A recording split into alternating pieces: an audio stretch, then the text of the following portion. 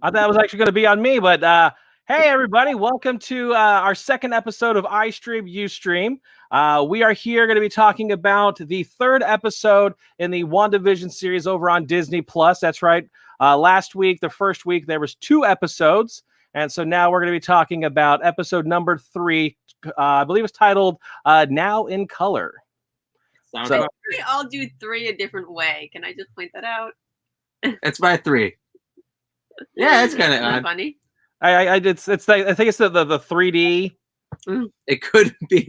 We're brainwashed to do 3D after watching wrestling for so many years. You know, get the tables or something. I don't know. But anyways, we are here. I am Lord Cash. I'm being joined by BitOfRits and AllThatPat. As I mentioned, we are going to be covering the third episode of WandaVision. And before we get started, let's go ahead and just jump into some of the other stuff that we have that you might be able to catch us out on the New York Nerds Network. So we've got a couple of things that we do. We do on Monday nights. We cover Slam Nation. We do a weekly recap of the WWE Raw and SmackDown, as well as we cover a little piece from WWE Network. So whether it's a past classic pay-per-view or one of their new original programming, we kind of cover that. Then on Tuesday nights, BitOfRits and AllThatPat, they do a Royal Rumble for the riches. And so they play either W2K18 or W2K Battleground. They like to change it up a little bit. And so there's usually a theme going on with the Royal Rumbles that they have there. And then, of course, you can also catch them very periodically doing testing out some of their Blue Apron, Every Plate, or HelloFresh. So that's one of those things where you got to like and subscribe to the New York Nerd Show networks. That way, whenever they do pop up and they test one of those things out, that you can get that review from them. And then as right now, you're hopefully watching the iStream Ustream, where we're going to be covering something from, one of those streaming networks, be it HBO Max, Disney Plus, Netflix, Hulu, Amazon Prime, Peacock. Who knows what's out there? There's a whole bunch of streaming services out there. So definitely we're going to be catching that out. And then, of course, we do have one of our new shows that's going to be starting up very soon, Funko Royalty, where myself, Lord Cash, I will be unboxing various Funko Pops. As you may not be aware, but I like the Funko Pops.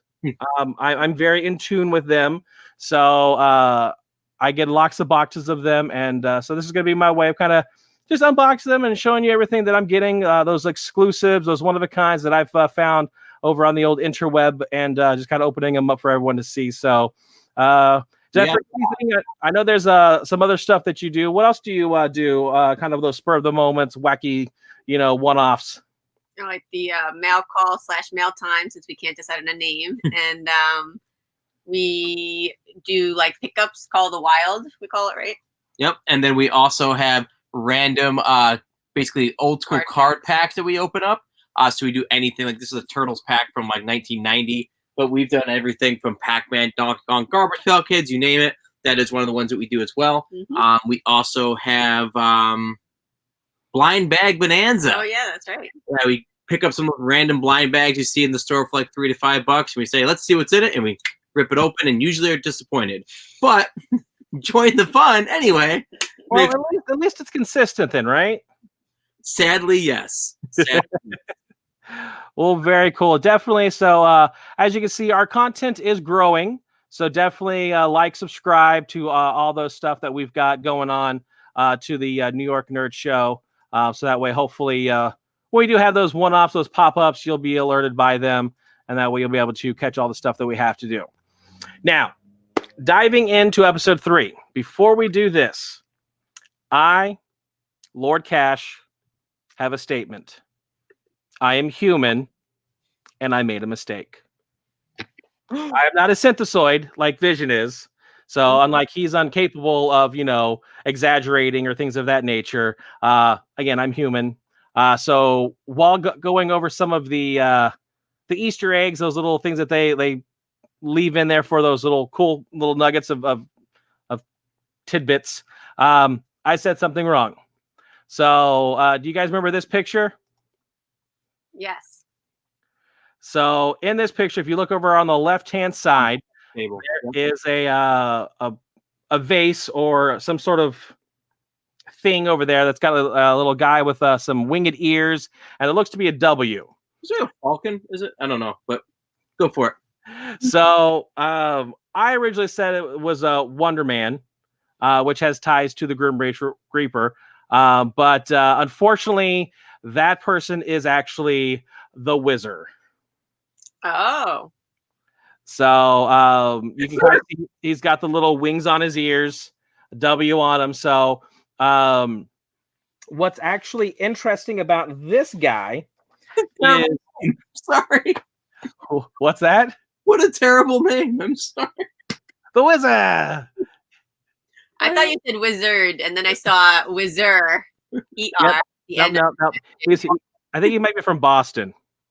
And he's yellow. And he's yellow. I'm sorry. I am very immature tonight. Not to set you off. Go for it. All right. So one of the things that's interesting about the Wizard is do you know who in the comics who WandaVision every time I want to say Wanda, I end up saying Vision just naturally. Now I'm kind of brainwashed myself to say that. But Wanda and Pietro, who their father is. I'm sorry. I just had to share. I was like,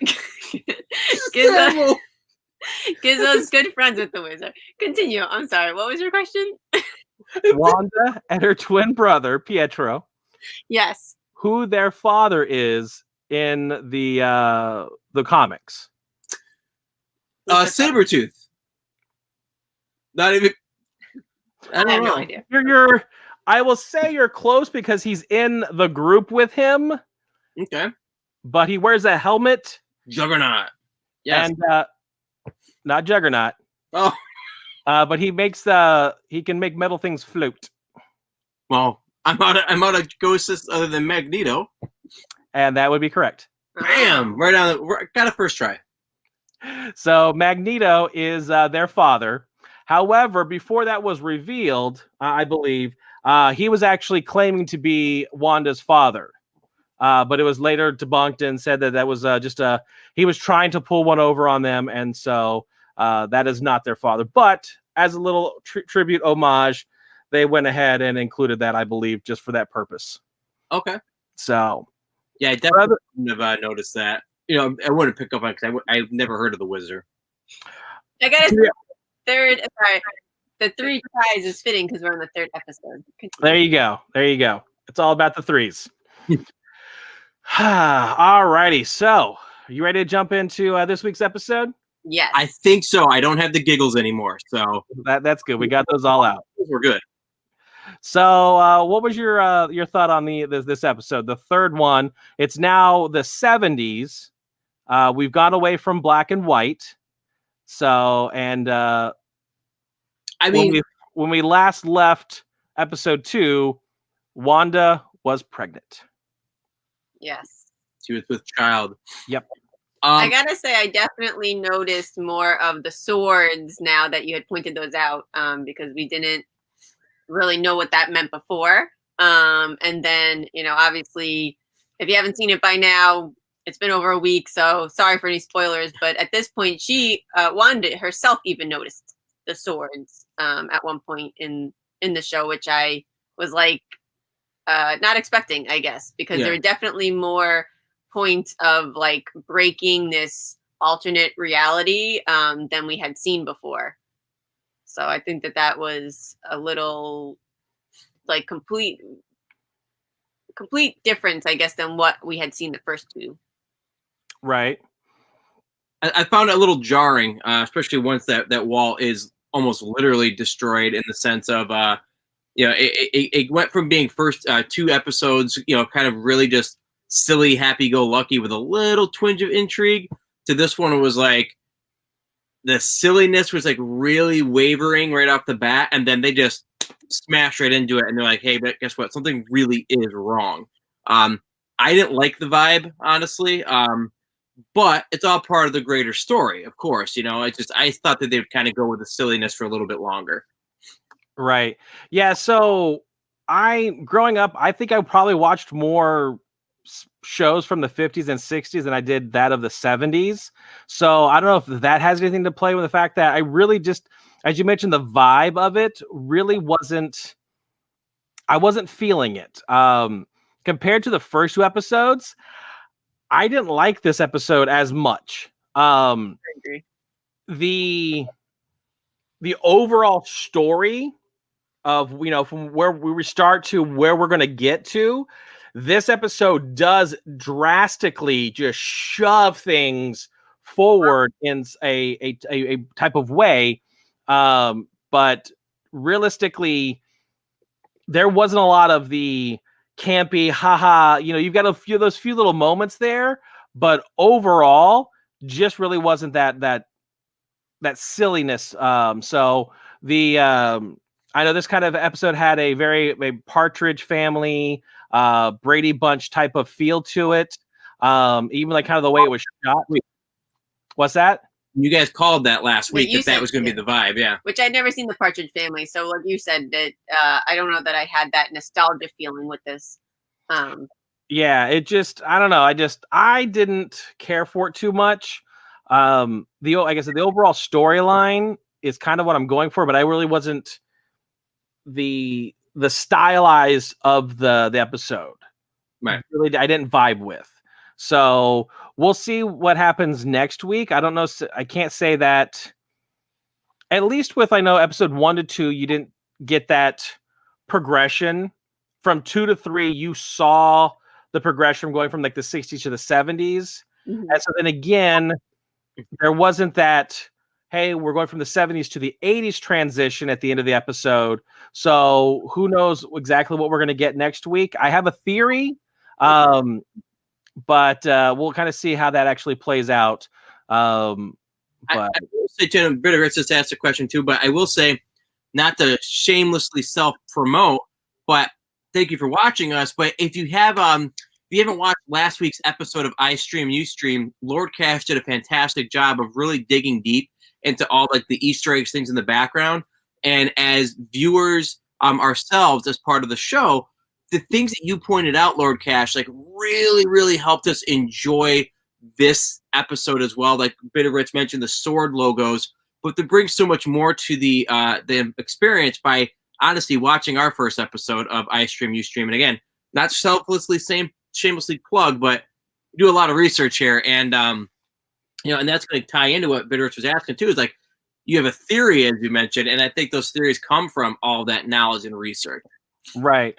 Well, and that's one of the things I was actually going to ask you is, last week I mentioned something right off the bat, and I think it was like tying into the toaster.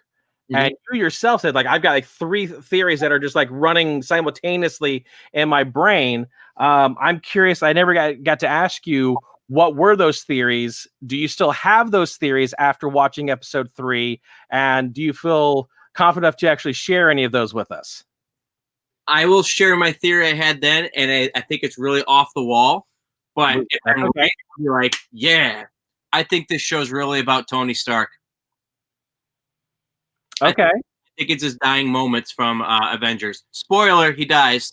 But I think it's his dying moments when people are like, when Peter's calling to him and everybody else. I think that these are his dying moments. Okay. I know. I doubt it's right at all, but that was my first thing. I was like, I'm sure things are going on through his head as he was powering down, but I doubt it. I doubt they're going to use like 2 other characters to kind of like randomly push Tony Stark.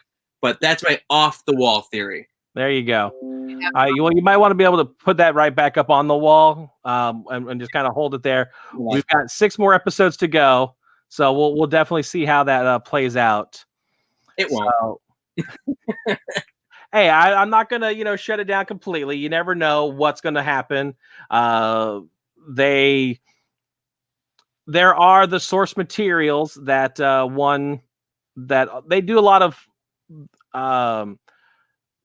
when writing for a movie, they usually take something like an actual source material. That's the beautiful thing about the Marvel comics or the Marvel movies is there's like 80 plus years of comic book of source material that these writers can go to. They can take a series of comics and kind of just pull and cherry pick some of those little storylines out of them and then evolve them into what is currently going on in the Marvel Cinematic Universe today. So things that, like the Civil War concept that they used, that's an actual comic book.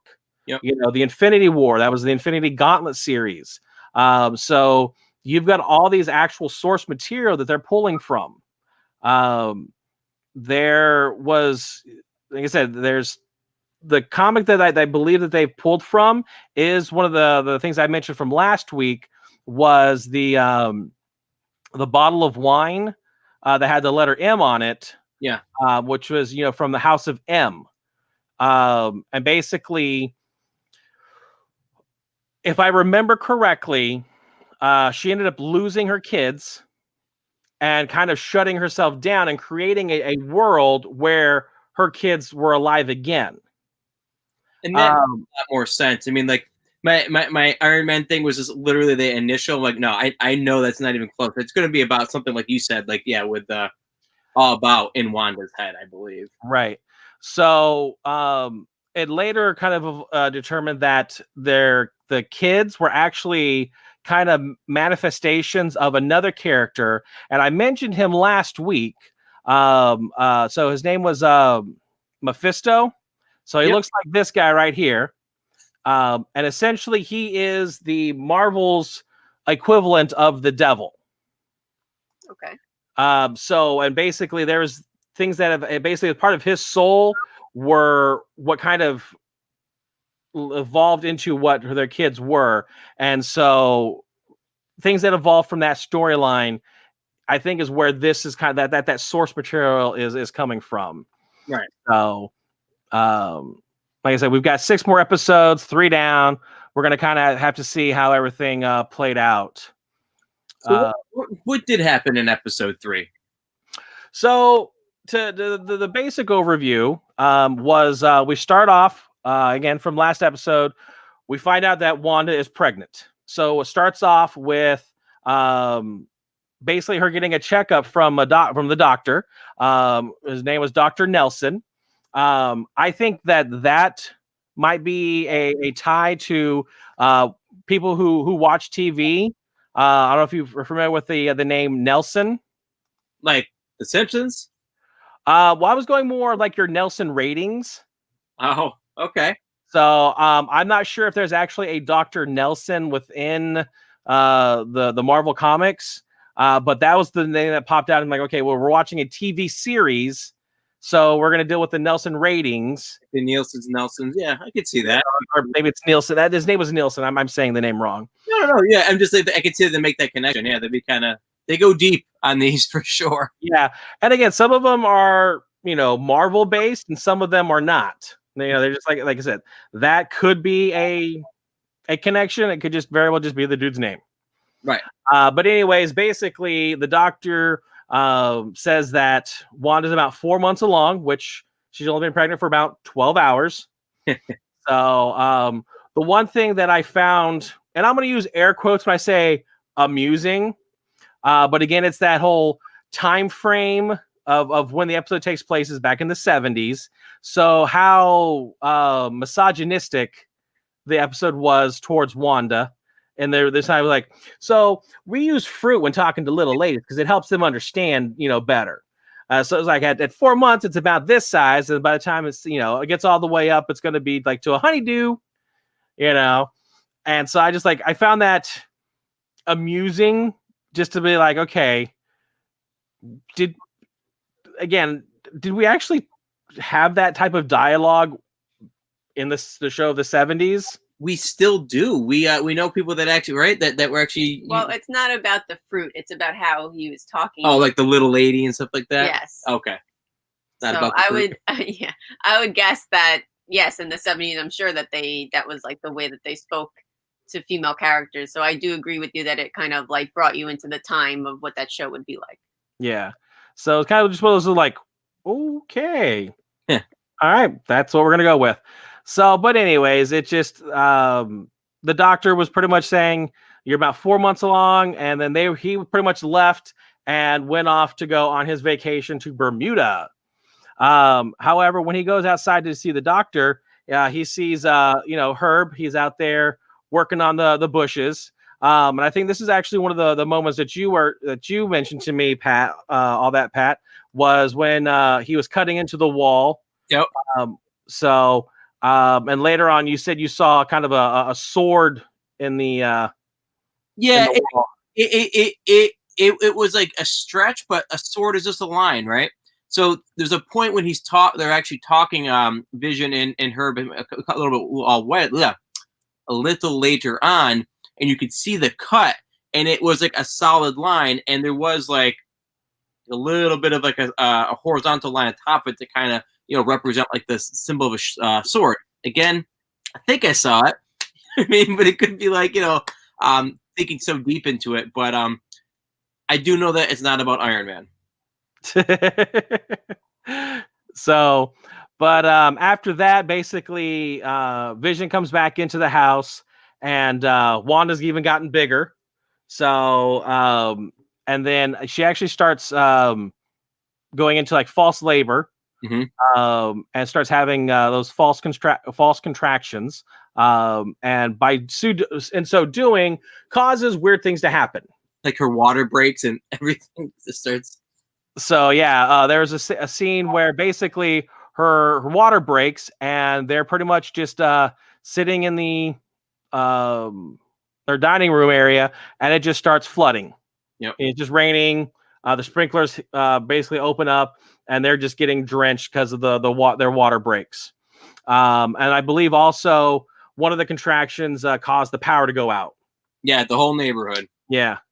So, and then basically it gets to the point where, okay, it's time to actually give birth. And so Vision runs off literally to go get the doctor, and brings him back. In the meantime, Geraldine shows up and starts talking with Wanda, and starts going into labor. Well, what's funny with that whole scene too, like there was so many of those, like Wanda's trying to first hide being pregnant, so she's putting like different, there's like a raincoat on, other things to kind of like like to hide her belly, and then once even like he's like the fur coat randomly, and then there was the holding a bowl of fruit. Yeah, holding the bowl of fruit, and then a stork starts wandering around the room. Like again, it was kind of like one of those things, like, I guess like a trope of like any kind of sitcom where like a character is trying to hide something, and they have all these near misses of finally seeing it though. Yeah, the stork was going for like her fish pants, Yeah, so silly. But yeah, I think what was kind of weird is that like because of the pain or these the contractions and what have you were making her lose control of things, but all of the characters who are witnessing these things, or like the doctor when Vision ran him to the house, it's like because they're in this bubble, they're trying to figure out how logically this should be making sense, but they're not sure. And it's like almost like she's having trouble keeping the bubble during her pregnancy, where everybody is thinking the things she wants them to think and doing the things that she wants them to do. Like she's kind of losing control a little bit. Right. Yeah, because I think that's the biggest question out there is who is in control. And if it's not Wanda, then how are they doing this? And I guess the second question is Vision alive again, or is he part of her, her world that is being, constructed, manipulated? Yeah. It definitely felt like I think it was like Pleasantville feeling when the doctor, his car broke down so he couldn't leave, and that was definitely a nod, I feel like, to some of those older movies with that idea that you're kind of stuck in this. Right. Kind of a Truman Show. Yeah, or like Ever After, or no, Once Upon a Time, right? Okay. They're in a town where again it's like you can't Right. visible the TV time, series. you know, so like again, like things are forcing these people to be there. And when she was losing control too, the Herb, that neighbor, cutting through the wall, and what's the other woman's name? Agnes. Yeah. So they were starting to get consciousness a little bit, and it was a little bit creepy, and a little confusing, to be honest, as you're watching it, because they're kind of like saying, you can't really understand what they're whispering, and Vision is very confused, you know. And I feel like then at a certain point, Wanda regains control, and then they're all happy-go-lucky, and oh, see you later, neighbor, kind of, you know. Right. So I like what you just said there, and I got something for you later on. Okay. So nothing for you. I'm like getting so jealous. What are you talking about? No. Well, you get to partake of it and enjoy it as well. But because of what she said, I've got something for her. I've got something for the class. How's that sound? There's so many ways to take that, but I'll nod. Moving on. So after the doctor gets back to the house, basically while they're on their way, Wanda actually gives birth to baby number 1. And then Vision gets there, and all of a sudden, here comes baby number 2. Yep. And then so this is where it really, really takes a turn for the weird. Yeah. Definitely. So after Vision takes the doctor outside to kind of, you know, send him on his way, that leaves Geraldine and Wanda inside the house, and they're talking. And Wanda makes mention that she herself was a twin. And that's when kind of the mist, the cloud kind of lifts a little bit from Geraldine, and she starts remembering kind of things outside of the bubble. Right. And she makes mention that her brother Pietro was actually killed by Ultron. And basically that's a name that you would not hear in the 70s in this time frame, this sitcom-esque type of world. And by so doing that really takes Wanda out of the time frame. And so her eyes are kind of lifted a little bit to what's going on. That's when she notices the sword pendant that she's wearing. And there's that moment where Wanda asks her, is like, who are you? And she's like, oh, let me hold the baby. And she's like, I think you need to leave. And you hear Geraldine break character and kind of almost turn, be Monica. And it's like, oh, Wanda, don't be that way. And it's not Wanda, don't be that way. It's Wanda, don't be that way. Yeah. It's very serious and defensive. But basically, Vision comes back into the house and asks, where's Geraldine? And Wanda pretty much lies to her, air quotes, said that she had to leave. Right. I guess that's that white lie because she kind of expelled her from the bubble. You kind of can see her there being tossed out. I forget about how that ended. Yeah. Lying on the ground, and you can kind of see that she's got that red magic around her. And then within that, sword starts closing all around. And that's pretty much how the episode ends with Daydream Believer. So hopefully that song's been stuck in your head. Well, we'll be now. We've had Annie stuck in our head all week for some real mouth marbles. I told you.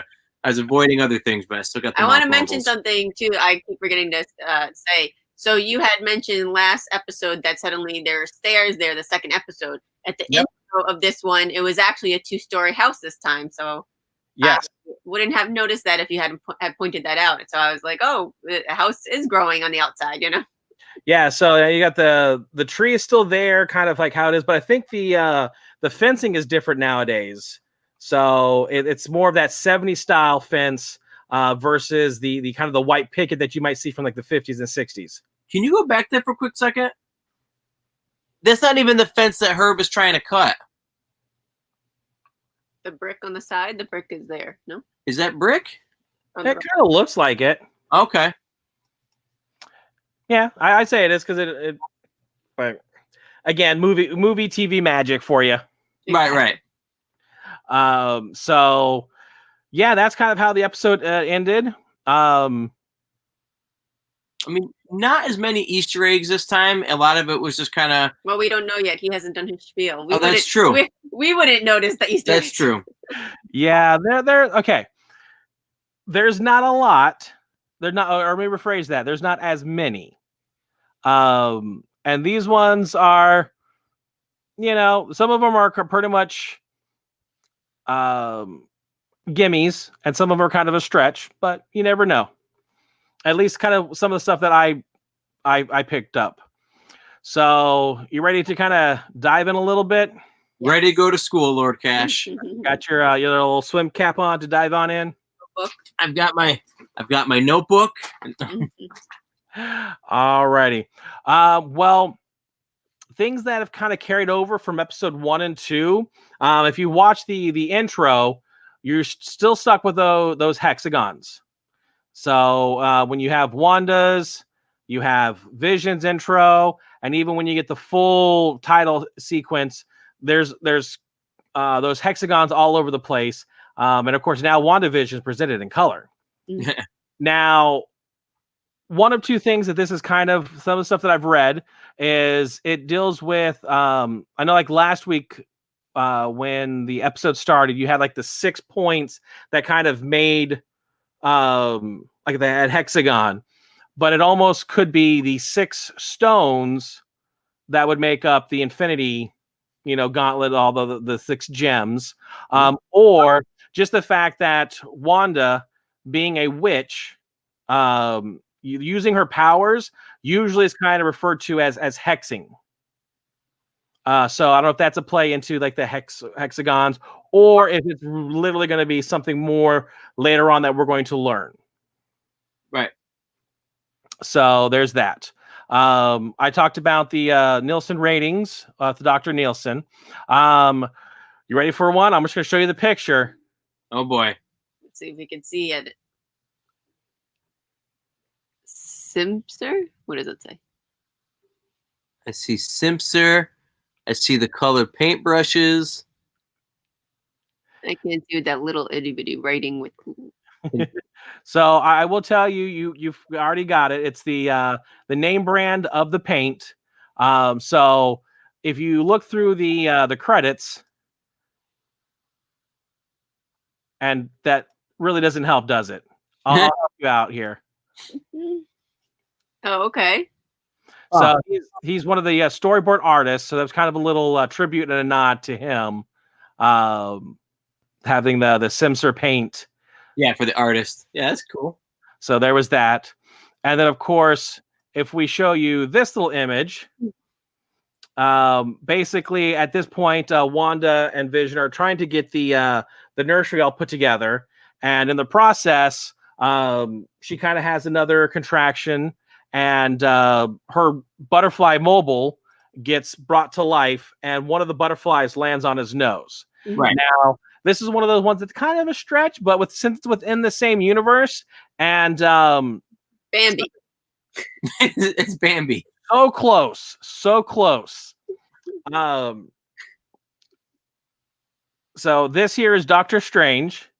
Oh, okay. After he got into his accident, and he's trying to find the Ancient One to basically help him heal himself, he kind of smarts off to the Ancient One and sends his astrological projection body into outer space or whatever. And this is one of those moments that happens where he's in above the Earth, and that same type of butterfly he is able to touch it and then just gets blasted to the next spot. So again, it could be a nice little just tribute of the thing, but I think it is mostly, and I specifically wore my Peter Parker, Peter Tingle shirt tonight because there is a little bit of thing that I did not discuss last week, but WandaVision is actually supposed to springboard into 2 of the theatrical released Marvel Cinematic Universe movies. So, and those 2 just happen to be the 3rd Spider-Man movie and Doctor Strange and the Multiverse of Madness. So if you actually look, you will see that in the on one on the left, you have Elizabeth Olsen being cast into the Doctor Strange movie. And then if you look over in the Spider-Man, you do see that Benedict Cumberbatch is slated there as Doctor Strange. Within that, this is being directed by John Watts, who directed the first one, and he's going to be directing the new Fantastic Four movie. But if you look in here, you've got Alfred Molina, Jamie Foxx. Say that again? Dr. Octopus? Yes.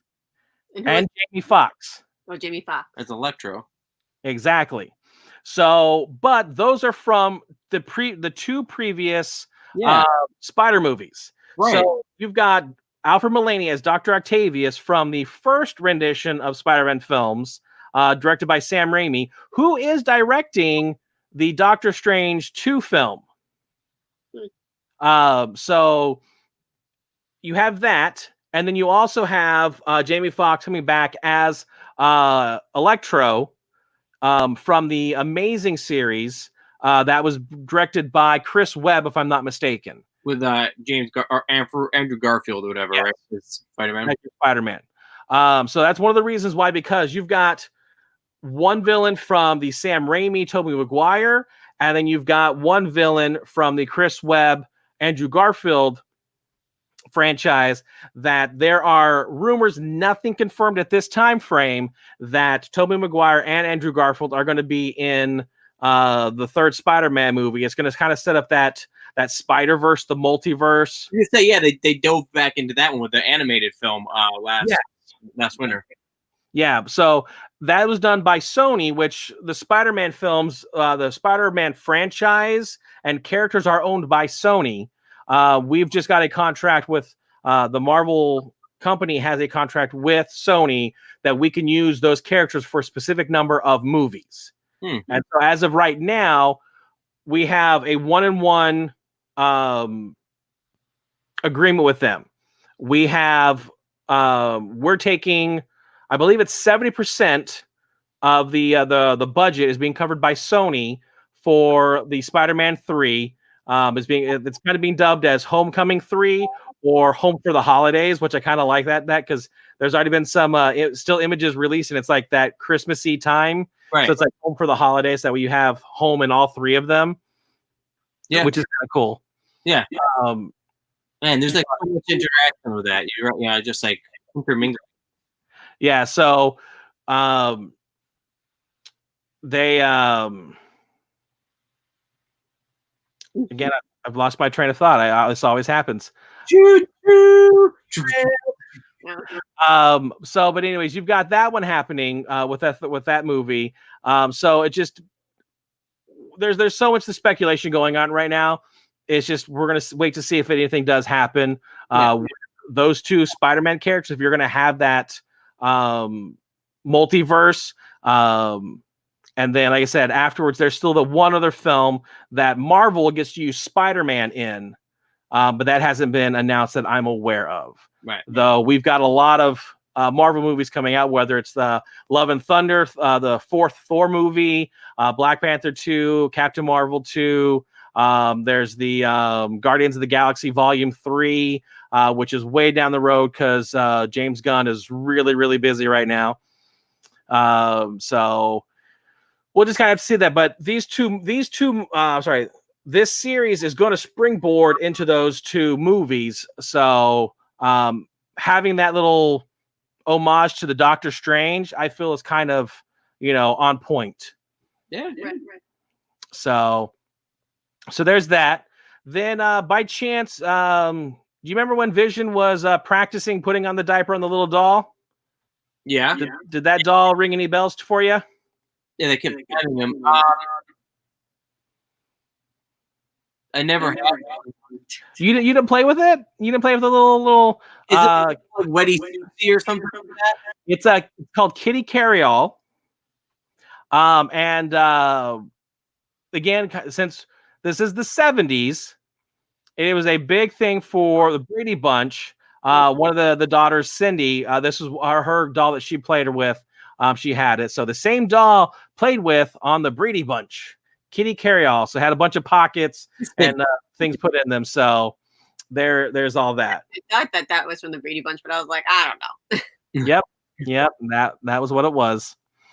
And then there was this little thing popped up. You had Herb and Dottie comes in right before they lose power. If you read the newspaper, it's two fire hydrants, but they frame it so it says Hydra. I did pick up on that. Yep. So 2 Hydra has been added to Main Street. Yeah. But more the hydrants. So there's that. But then again, speaking of Hydra, we had this week's commercial. So a kind of a spoof on the Calgon Take Me Away. Mm-hmm.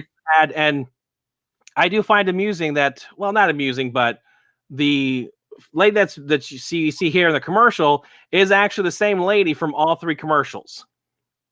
So she's the one that pushes the toast. She's the one that's standing by the guy with the Strucker watch. So with that said, then, is that actress any other character that you've picked up on in the other movies? You know how, like I said, like you were able to figure out like all these different people from other movies. Like, is that actress from anything else then? Because maybe she's like in charge or something. You never know. Nothing that I've been able to see. I just think that it's because she's not part of the world. They're keeping her just in that commercial bubble. Yeah.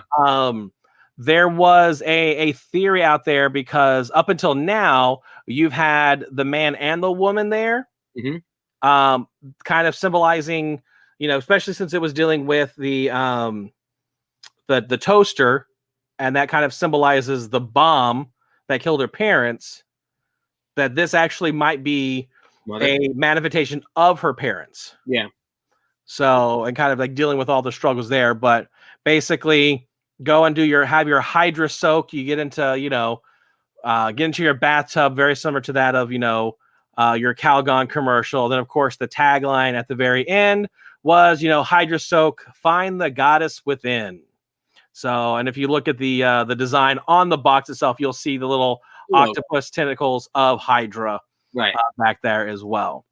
I wanted to mention your guest last stream last week was that you thought that the commercial would be about something to do with her brother passing away, which in some ways you were wrong, but in some ways you were right. That did come up with Geraldine. So kudos to you for pointing that, for guessing that. Yeah. I still say that there's going to be a commercial that is going to reference the trauma dealing with her brother. I still think that's going to happen.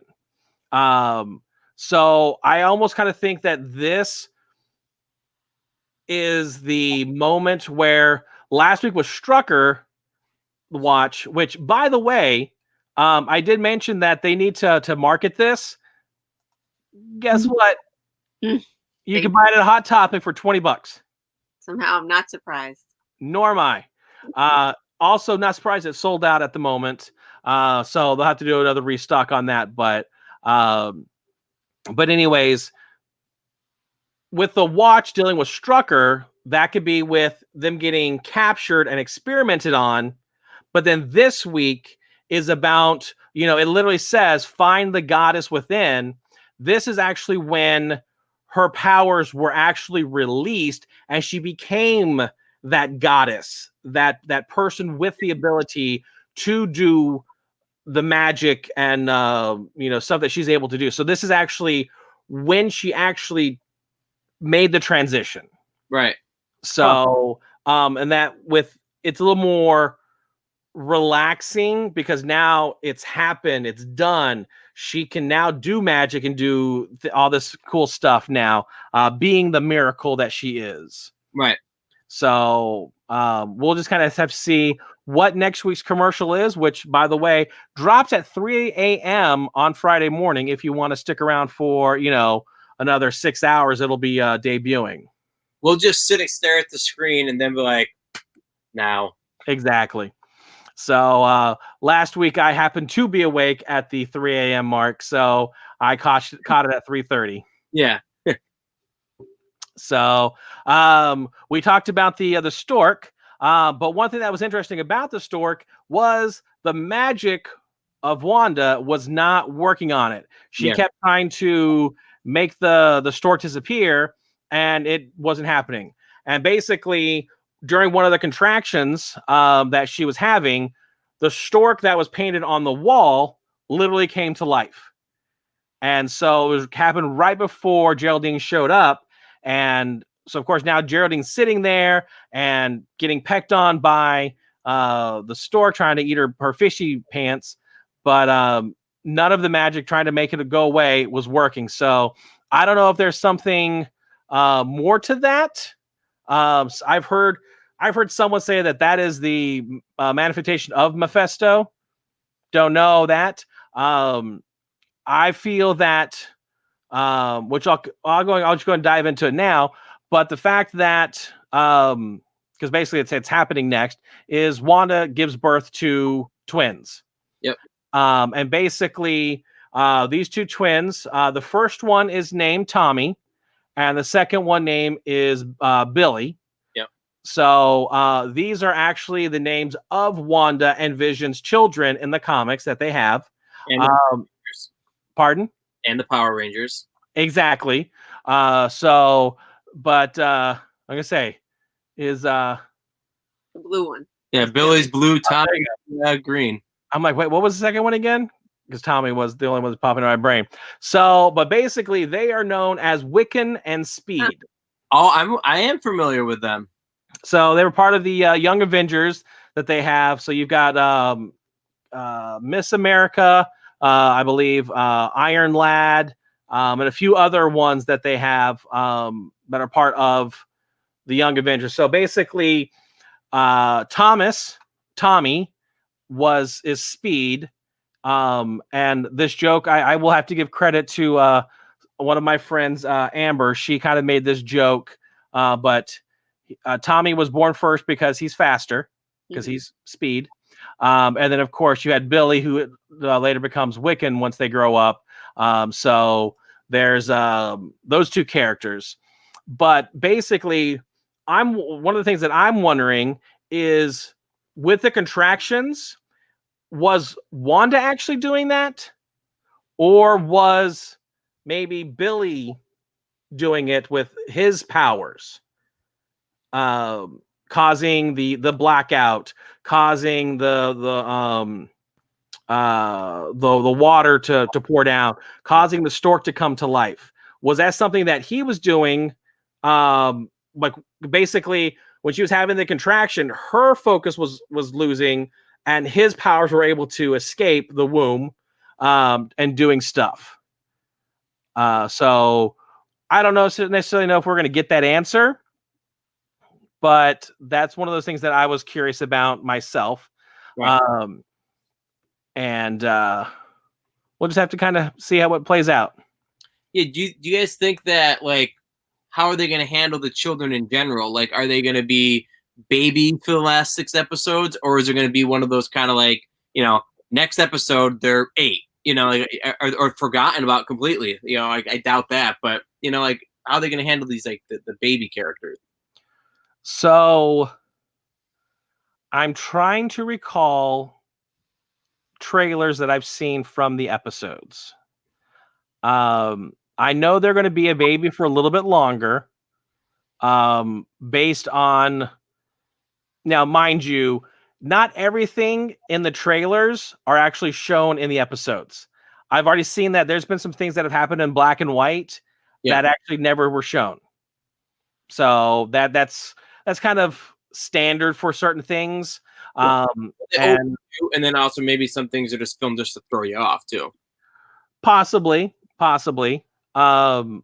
But I think there's more of the ends up on the cutting room floor, or once they saw it, it was good for that little pop in that moment for a trailer, but it actually story wise, it just doesn't actually play out. So, but I think going into the 80s, we're gonna get to that Roseanne feel, and then that's where we're gonna see them being that closer to the 1 year of age, maybe still nursing, possibly, and then maybe by the end of the episode, going into where they're like sitting at a high chair, being because there's always that sitcom trope of feeding someone with the spoon and then gets food back in the parent's face. Right. So I feel like that we're going to see that possibly in next episode. I wanting to say that there's been images of them as young kids. I know there's an episode that focuses around trick-or-treating, Halloween. So because of that, I think they're going to take little Billy and Tommy around the neighborhood for trick-or-treating. Mm-hmm. And that's when other things are supposed to happen with that. So I have a feeling they're not going to be forgotten. They are going to be part of the storyline, because again, that's kind of what this episode, like the source material, really derives from her kids. Right. So I think they're going to be part of it. Yeah, we got to wait to see. I mean, obviously, again, we're all kind of saying the same about the vibe of the episode 3. You got to see what episode 4's vibe is. Do they go back to being more silly just to kind of like shut you down a little bit on like your high alert, or do they just hit the ground running with this craziness? Now, do you think it's going to be like an 80s style or stay in the 70s for one more episode? So my theory, and that is at the end of the episode, we see one of the things that actually does happen, and I'm going to play a little kind of a bunch of clips together, but this is kind of how when Vision comes back and Wanda's there, and he's like, oh, they're leaving. Notice the letterbox. The format is changing. It's going out, and then we get this clip of a kind of a modern Westview, but then it starts going back to the letterbox where the black is now on the top and bottom versus your left and right. So you had that format change towards the end, and then of course at that same time we saw the kind of the barrier to where they are kind of fritz a little bit, and then all of a sudden, poof! Geraldine, aka Monica Rambeau, gets spit and gets flung right on out, and then at that moment you have all of the vehicles which are presumably Sword that are coming to find out, okay, something just escaped from the barrier. Who is it? What is it? What's going on? They're kind of going all in force. And then as it starts to pull back, you looked and you see off to the top right, there he's got all these kind of floodlights on. You can see the distortion of this dome. Yeah. Right outside what I believe is the real Westview. So one of the things that I felt was Wanda's in charge. And I think after the events of Endgame, she gets word that there are other magical abilitied people, which could be your Agnes character, who very well may be Agatha Harkness. Maybe Doctor Strange himself sends her here, is like, hey, I know, being that he's a sorcerer supreme, that there may be someone else who dives into the the magic of arts, and sends them over here. And because of that, they start trying to cope with the fact that she's lost Vision.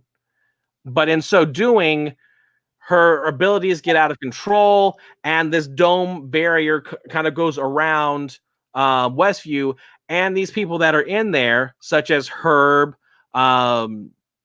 all these other people that are in there, Dottie and they variable could be magic ability people in this like community, or they could just be not aware what's going on. But now they're stuck in this world, and of course, I like the term mist. If you're familiar with like the Peter Jackson books, basically mortals can't see supernatural stuff, so a mist kind of goes over their eyes, and their brain reinterprets a Hydra monster is really just a wacky inflatable tube guy. I don't know. So I kind of think that with Wanda doing her magic and trying to cope, the bubble has gone over the town of Westview, and now the mist is kind of reformulating it into the 50s, the 60s, and now 70s.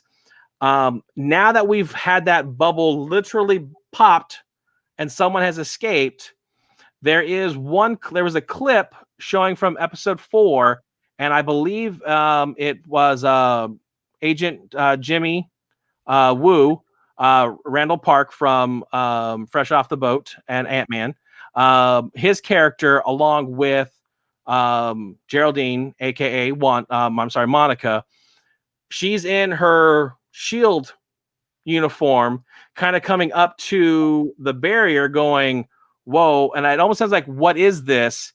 As if she's encountering it for the first time. So I think this is going to be the 4th episode. Is we're going to get the rewind of when the barrier first gets erected around Westview, and how Sword gets called that something's weird is going on in the neighborhood, and they're going to come and investigate. And then, of course, then they're going to start building up their outpost, doing this, getting the floodlights set up. And then we're going to dive. This episode's not even going to do anything within inside Westview. I was going to say that, yeah, it sounds like you're thinking is like Wanda and Vision aren't going to be even a part of it. I have very, very little. I think the only times you're going to have that is you're going to now get, and this may happen. This idea popped in my mind. You're going to get those episodes back when black and white, because now you're going to get it from Gerald or Monica's perspective when she goes through I'm sticking with that. She's flying the helicopter, and that's what crashes, and we see what happens in episode 2. So you're going to see her crash and kind of wake up being black and white and going, "Oh, I must go to this party, all for the children." And we're going to kind of get it from her perspective. It'd be interesting because, yeah, yeah. And then maybe get the 70s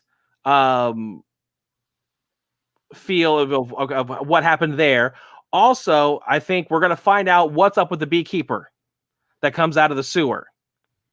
Because I feel one of their first attempts, or another attempt that they're going to try to do, is going in through like the sewers and popping up in the Sword outfit in their hazmat suit. And then, of course, the mist, swirls around and makes them a beekeeper outfit, as well as possibly getting in some of those drones. We can find out exactly who was watching WandaVision at the end of the very first episode. Yeah, exactly. You see it during the credit. Yeah, it's tomorrow. Lord Cash, tomorrow is going to be a very interesting episode because, yeah, I think that it probably will end. Yeah, you're right. It probably will be like a totally different spin. I have a feeling they're going to show it from Sword's perspective of the last 3 episodes and down into 1. Yep. And then from there, episode 5 will be 80s, and then work their way on up through, because I'm trying to figure out how we're going to get all these decades into 9 episodes. Yeah. This is going to be one of those ways to kind of flush it out a little bit. Right. No, I think it's cool because otherwise you'd be going to like the 2050s, and that doesn't even exist. Yeah.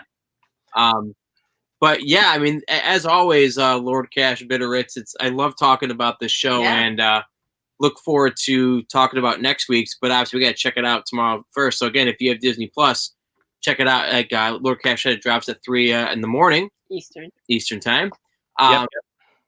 And like I said, we'll see you guys obviously next week at 7 p.m. or 8 p.m. next Thursday for our next episode of Ustream, Ustream. As you mentioned earlier, we also have our Slam Nation show, Lord Cash and I, on Monday at 8 p.m. Eastern Standard Time. This week we'll be covering the Royal Rumble that happens this Sunday, and then talking about how it spills into the upcoming week. And then, like you said, like, subscribe, and share for all the other shows that we do. A lot of them are kind of like on the spur of the moment. And yeah, wow. Go ahead. I was gonna say, before we peace on out of here, I do have two more things. These are not Marvel Easter eggs, and they're not really Easter eggs. They're just kind of, this person also did this type of work.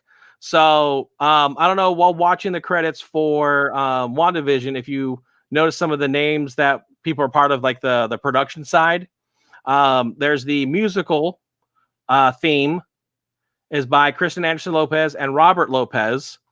I don't know, do those names by chance ring any bells for you? I was Hans Christian Andersen, but that's not it. You're almost there. You're almost there. So how about if I throw up this slide?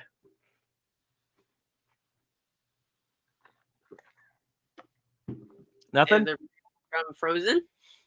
That's correct. So yeah, those were the music composers for. They did all the original songs for Frozen, and of course, Frozen owned by Disney, Marvel owned by Disney. It's kind of nice that they kind of keep it well within the family. So he's gonna be in the next episode, isn't he? Pardon? Olaf. He's going to be in the next episode. Is that what we're telling us? Well, who else is going to give the warm hugs? So in that same vein, our music was done by Christopher Beck, and of course. Within Frozen, the original score was composed by Christopher Beck as well. So both musical for the theme as well as the orchestrated stuff, the scores, are all done by the same people that worked on Frozen. So I kind of, again, it's that whole, in that same family, certain composers work with the same director over and over again. If you think of Tim Burton, you always think of Danny Elfman. Yeah. Steven Spielberg, right up there, George Lucas up there with John Williams. Yep. So it's as soon as you work with someone, you like their music, it's all about that. So, but yeah, I guess that's kind of ends this episode. It sounds good. Yeah, again, it's funny. Like, you would think that when we get done talking about WandaVision, we'd almost be exhausted about talking about WandaVision. But it's the opposite, where it's just like, it makes you want to watch the next one. Yeah. Oh, yeah. Yep. Well, we will be back next Thursday at 8 p.m. Eastern to give you the lowdown of episode 4.